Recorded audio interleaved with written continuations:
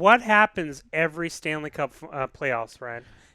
The NHL's meta game changes. Do you know what a meta game is? Is The it in video Zelda? gamers, the video gamers of this chat will know. A meta is The like chat.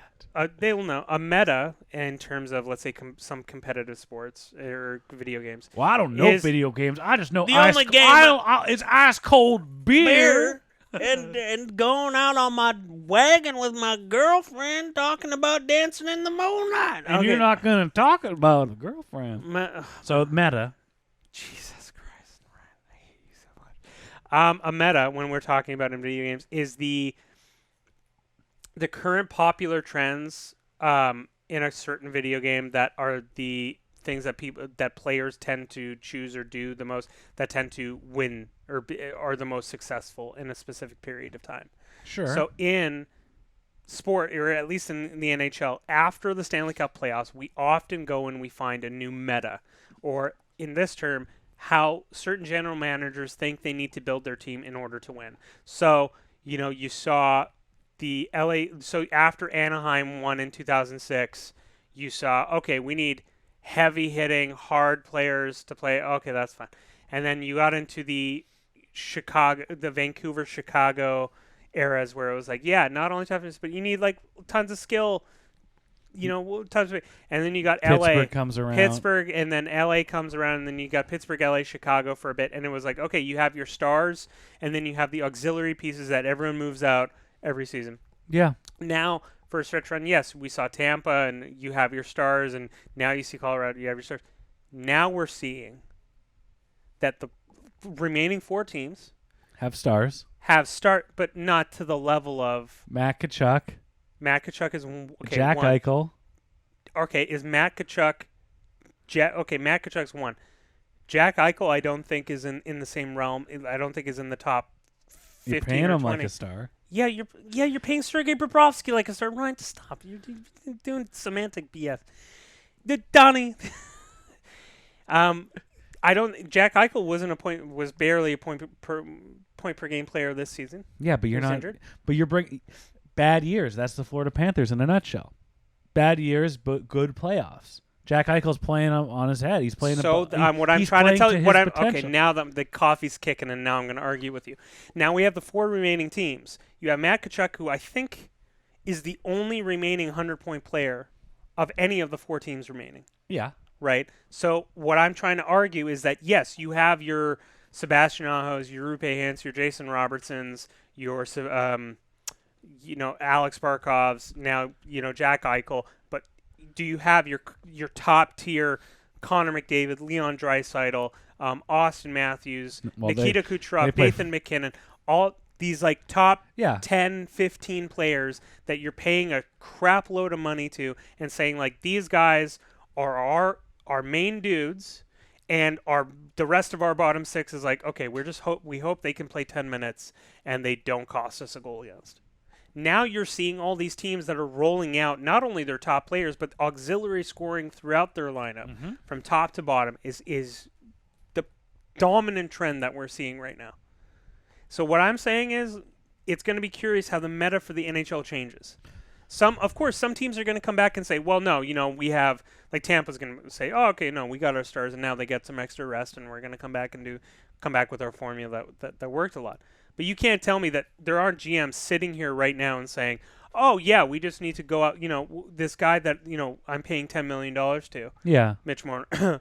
Maybe if we could move him and get, 2 to 3 auxiliary pieces to go throughout the rest of the lineup, maybe that'll fit us better. Oh, there's no question that depth is the key to the postseason. You've seen that with every winner.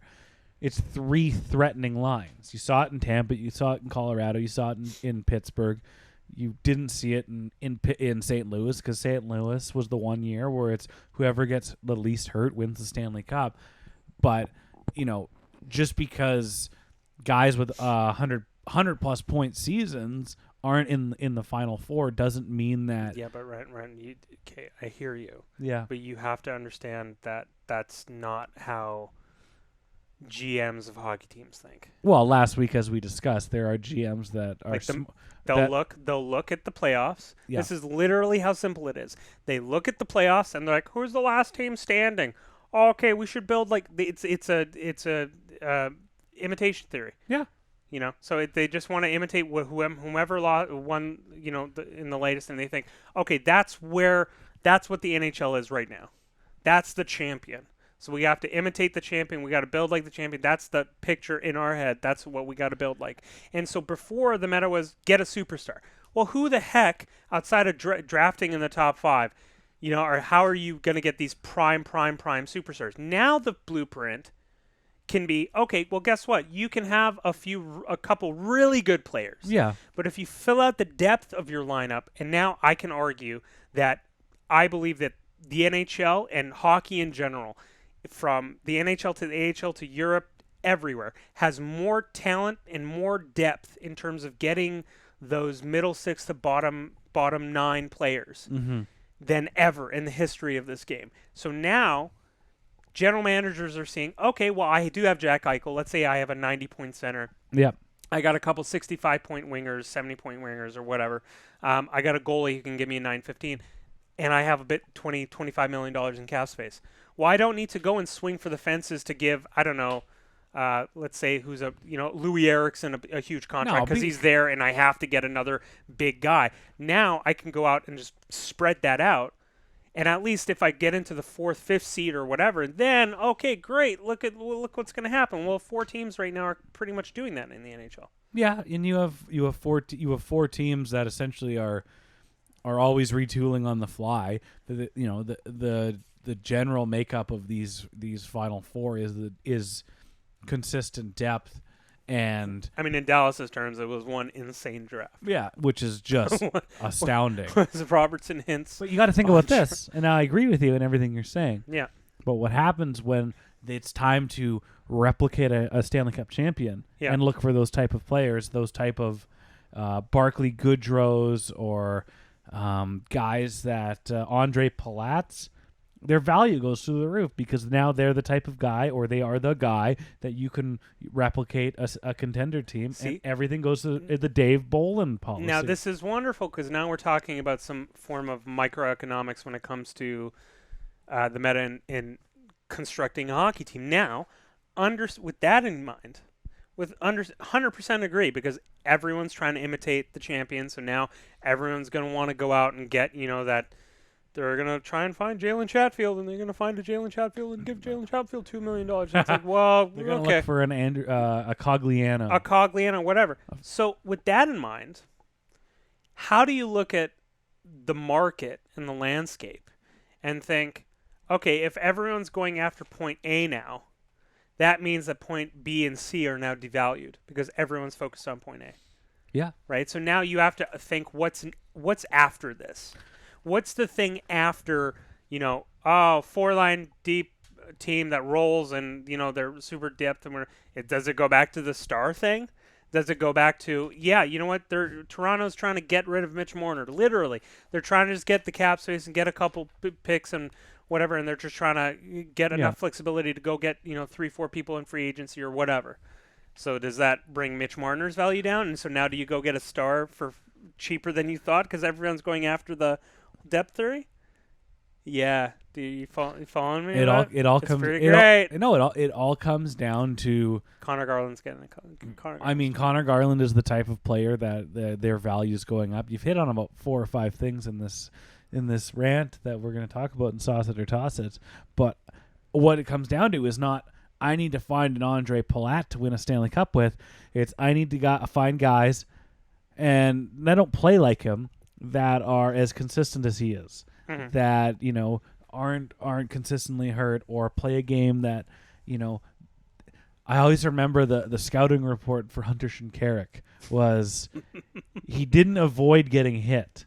So he was more prone to injury because he wasn't slippery out there. Right. So now you're scouting for guys that can play an extra 2.5 months of hockey and get as minimally hurt as possible. And you need to, each team almost needs to look at what we need to, what type of attributes, not what type of player, what type of attributes can we surround our players with. It worked. Mm-hmm. It worked in Pittsburgh. It sort of worked in St. Louis.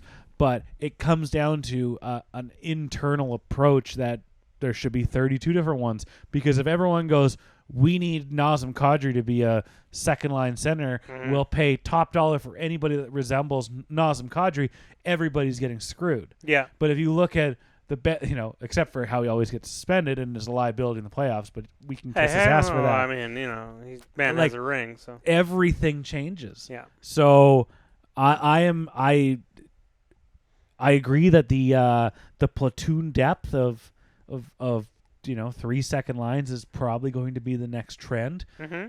But I don't think it's going to last. I think nothing lasts. I don't know how successful it will be. Yeah, because that's the problem is now if everyone's going to do this platoon depth thing, well then everyone has depth. Allegedly. Yeah. So it's then the superstars can just take over. Yeah, see that's the thing. So that's the thing. It's like how do you get ahead of it? That's what you have to do is you have to get ahead of it.